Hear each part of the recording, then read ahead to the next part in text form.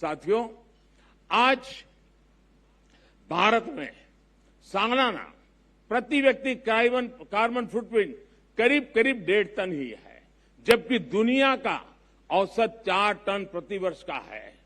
फिर भी Bharat climate change जैसी वैश्विक समस्या के समाधान के लिए सबसे आगे आकर काम कर रहा है। इसने उज्ज्वला योजना शुरू की ताकि कोयले और लकड़ी से धुएं से मुक्ति मिले। हम वाटर सिक्योरिटी को ध्यान में रखकर भारत में हर जिले में 75 अमृत सरोवर आज बनाने का बहुत बड़ा अभियान चला रहे हैं। हमारे यहाँ वेस्ट से वेल्थ पर अभूतपूर्व बल दिया जा रहा है। आज भारत के पास विश्व में रिन्यूएबल एनर्जी को चौथी सबसे बड़ी क्षमता के रूप में हमने उभार पाए हैं।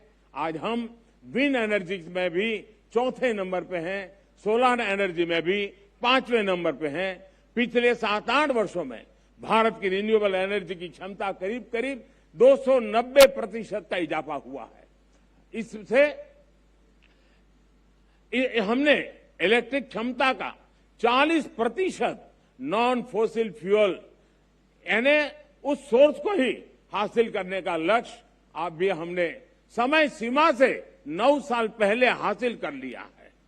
हमने पेट्रोल में 10% इथेनॉल ब्लेंडिंग का लक्ष्य भी तय किया था और उसे भी समय सीमा से 5 महीने पहले ही हमने पूरा कर लिया है।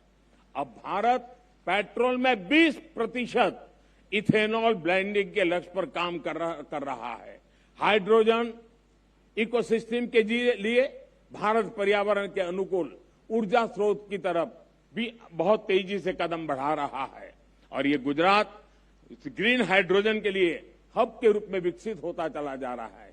इससे भारत और विश्व के कई देशों को नेट जीरो के अपने लक्ष्य को हासिल करने में बहुत बड़ी मदद मिलेगी। साथियों, आज भारत प्रगति भी कर रहा है और प्रकृति भी का उतना ही उत्तम उदाहरण बना करके तालमेल के साथ जीने का एक रास्ता को बना रहा है। आज भारत विश्व की 5 की बड़ी अर्थव्यवस्था भी बना है। हमारा वन क्षेत्र भी बढ़ रहा है।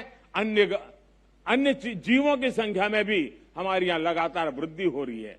भारत अब दुनिया के साथ अपनी भागीदारी का और ज्यादा बढ़ाना चाहता है। वन सन, वन वर्ल्ड, वन ग्रिड जैसे अभियान ऐसे ही लक्ष्यों की तरफ हमारे संकल्पों को मजबूत करते हैं।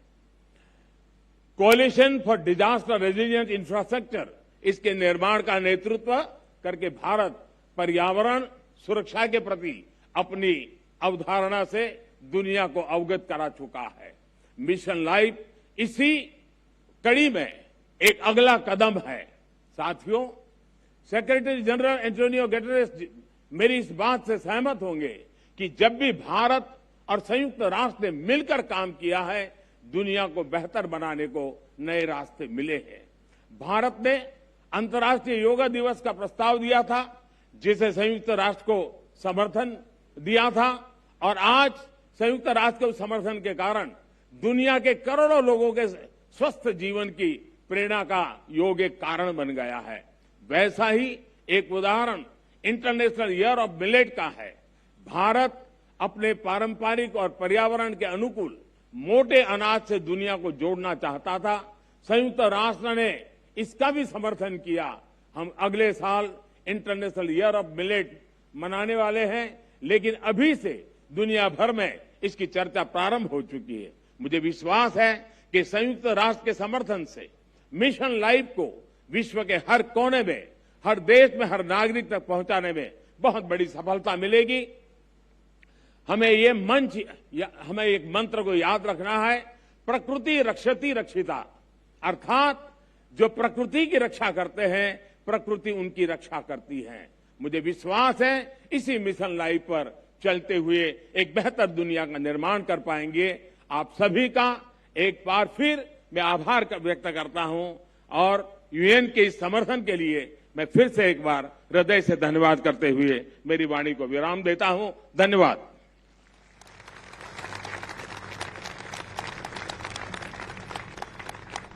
बहुत बहुत धन्यवाद प्रधानमंत्री महोदय आपकी इस प्रेरणा के लिए। लाइफ के इस તો કેવડિયા ખાતે 120 દેશોના રાજદૂતોની કોન્ફરન્સમાં વડાપ્રધાન નરેન્દ્ર મોદીએ સંબોધન કર્યું અને સાથે જ ગ્લોબલ મિશન લાઈફનું લોન્ચિંગ પણ કર્યું છે. પર્યાવરણની જાળવણી એ સૌ કોઈએ તેની જવાબદારી લેવી જોઈએ તેમ પણ વડાપ્રધાન નરેન્દ્ર મોદીએ જણાવ્યું. તો કેવડિયામાં 10મી હેડ ઓફ મિશન્સ કોન્ફરન્સની શરૂઆત થઈ છે, જેને વડાપ્રધાન નરેન્દ્ર મોદીએ ખુલ્લી મૂકી. તો યુએનના સમર્થનથી મિશન રાષ્ટ્રોને વિશ્વ સુધી પહોંચાડશે તેવો વિશ્વાસ પણ વડાપ્રધાને વ્યક્ત કર્યો છે. તો યુએનના સહયોગથી પર્યાવરણની જાળવણી માટેનો મંત્ર આજે કેવડિયામાંથી આપવામાં આવ્યો.